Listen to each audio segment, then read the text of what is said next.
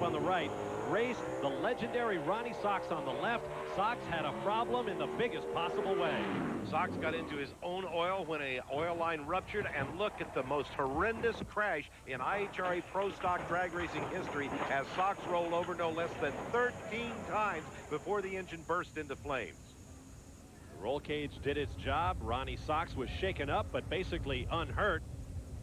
Miraculous under the circumstances. Look at the comprehensive damage to the race car. In 1999, this was a moment. Yeah, take a look at this. This was a huge crash. He was one of my Mopar partners back then. I was running the Mopar Top Fuel Dragster, had associate sponsorship from them. And boy, this thing barrel rolled. We all held our breath for Alan. But man, he walked away with just obviously some bumps and bruises, but no worse for the wear. You take another look at it. This is unbelievable that he walked away. And Alan Johnson and the rest of Pro Stock when we come back. And then Nitro.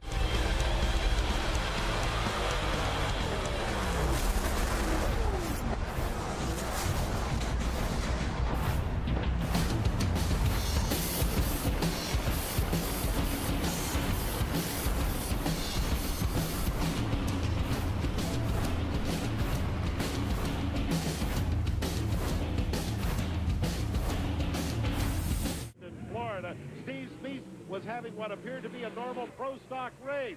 Stuart Edwards was out in front of him, and suddenly Spieth lost control, suffering a violent crash. Now, they say the best thing to do when the horse throws you is get right back on it. We asked Steve Spieth, what happened? Every run I was having a problem on the top end with that at the track there, and Harris jumps to an early lead on opponent Killer Brooks. Eddie's car makes a sharp turn to the left in the Killer's lane and plows into the guardrail, causing his car to roll over repeatedly. Killer barely escaped with an experienced maneuver into the opposite lane. Into the top end of the racetrack. We saw some smoke coming from Eddie Harris. I can't tell you what happened in place, but yes, this what they are hired and trained to do, and that is think quick in situations like this. The trying to come forward and instead of Eddie Harris, this is going to work on the way. Still is one.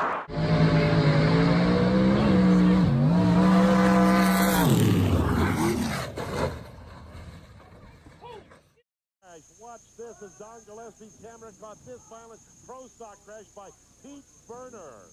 You will notice the car comes to rest on all fours. Pete is still. Now watch his head. He is conscious and well As you can see, Hartley starts spinning over before he even gets off of the asphalt surface, but then that spin accelerates as he gets into that loose soil over there at the side of the drag strip. Car came to a stop. PTS Professional Track Services, the hard business of extracting an injured driver from a broken race car.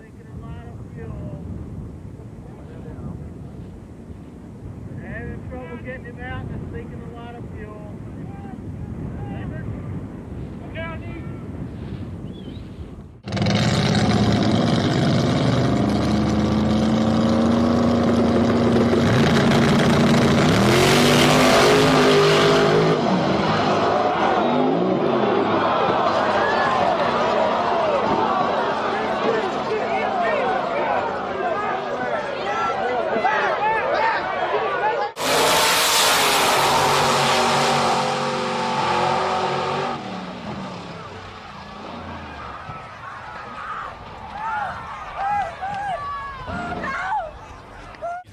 Opportunities for a win in 2001.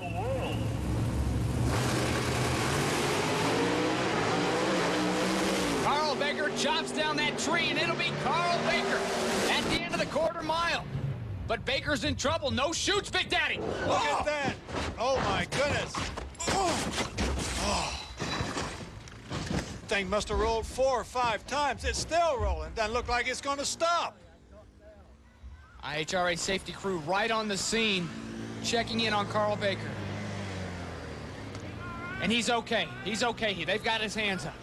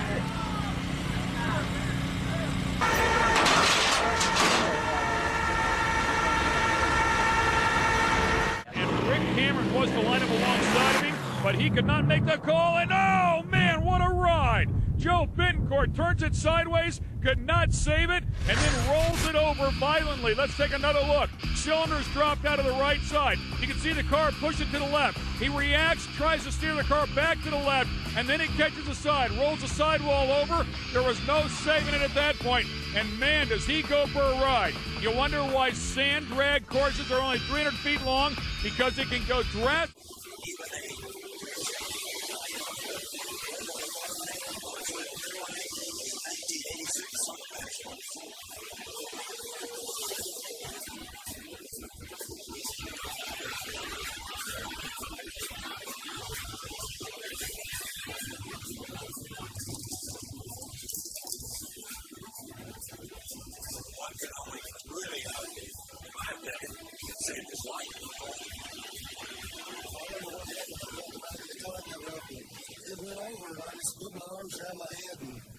I was just in there riding out.